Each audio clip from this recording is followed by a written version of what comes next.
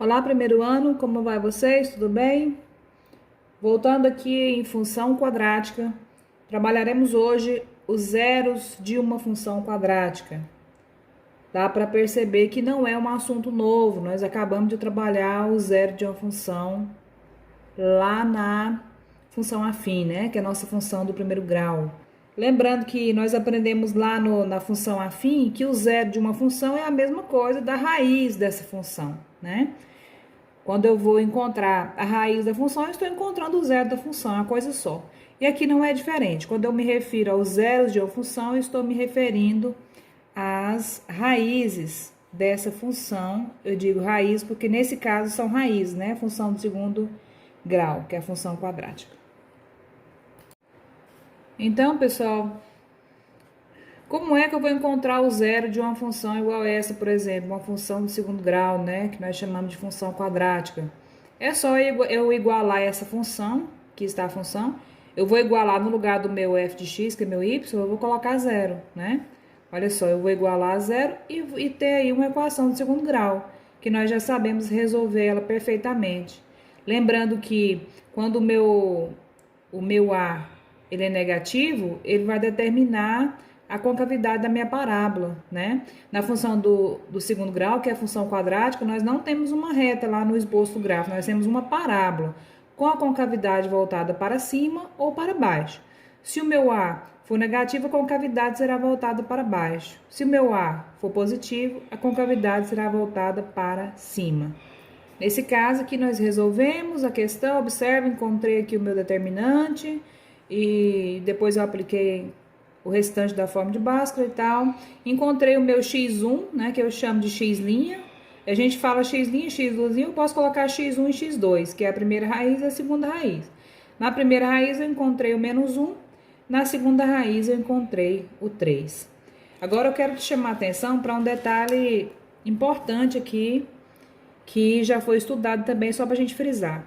Todas as vezes que o meu determinante for maior que zero, eu vou encontrar duas raízes reais e distintas, ou seja, reais e diferentes, né? Duas raízes diferentes, ou seja, dois zeros diferentes, se você preferir falar. Ou duas raízes ou dois zeros é a mesma coisa, tá bom? Então, nesse caso aqui, eu encontrei duas raízes reais distintas. Só de observar essas duas raízes reais distintas, ou os dois zeros, né, da função, que são esses dois números, isso significa que o meu determinante ele era maior que zero. Quando o meu determinante é igual a zero, eu vou encontrar duas raízes reais iguais. Elas são idênticas, né, as raízes. Inclusive, quando eu vou expressar lá no conjunto de solução, basta colocar apenas uma vez, tá bom? Então, se o meu determinante é igual a zero, quer dizer, o meu delta, né, que eu procuro lá, eu encontro o meu delta igual a zero, significa que eu vou ter dois zeros reais para essa função. Se o meu determinante for menor que zero, se o meu determinante for menor que zero, significa que não possui raízes reais, né? Se nós já até falamos sobre isso, você pode perguntar, mas por que não possui raízes reais? Porque um determinante menor do que zero, ele é negativo. Se o meu delta der um número negativo, quando chegar lá naquela parte da equação da forma de Bhaskara, que eu vou colocar aqui o delta, é a raiz de delta, né? Como que eu vou encontrar uma raiz de um número negativo? Não tem jeito, né? Não se encontra raiz quadrada de número negativo. Exatamente por isso que se chegar nessa situação, eu vou dizer que não possui raízes reais, tá bom? Ou zero da função, não possui. Resumindo, se o meu determinante for maior que zero, eu tenho duas raízes reais e distintas, ou seja, dois zeros reais distintos. Se meu determinante for igual a zero, eu tenho duas raízes reais iguais, ou seja, dois zeros reais e iguais para essa função. Se meu determinante for menor do que zero, eu não terei, então, raízes para essa função, nem zeros para essa função. Com base no que nós acabamos de falar, aqui determine m de modo que a função tal admita o conjunto dos números reais, né? No conjunto dos números reais. Letra A. Dois zeros distintos. Para que a função possua dois zeros distintos, eu preciso, ou seja, duas raízes distintas, eu preciso que o meu determinante seja maior que zero. Para que eu tenha uma função com dois zeros iguais, ou seja, duas raízes iguais, eu preciso que o meu determinante seja igual a zero. E para que eu tenha uma função que não possua zero real, significa nenhum zero real ou nenhuma raiz real, significa que o meu determinante será menor que zero. O determinante que a regrinha é: determinante é igual a b ao quadrado menos 4ac, né? Quem é o b? É o menos 6, que está lá no exemplo em cima.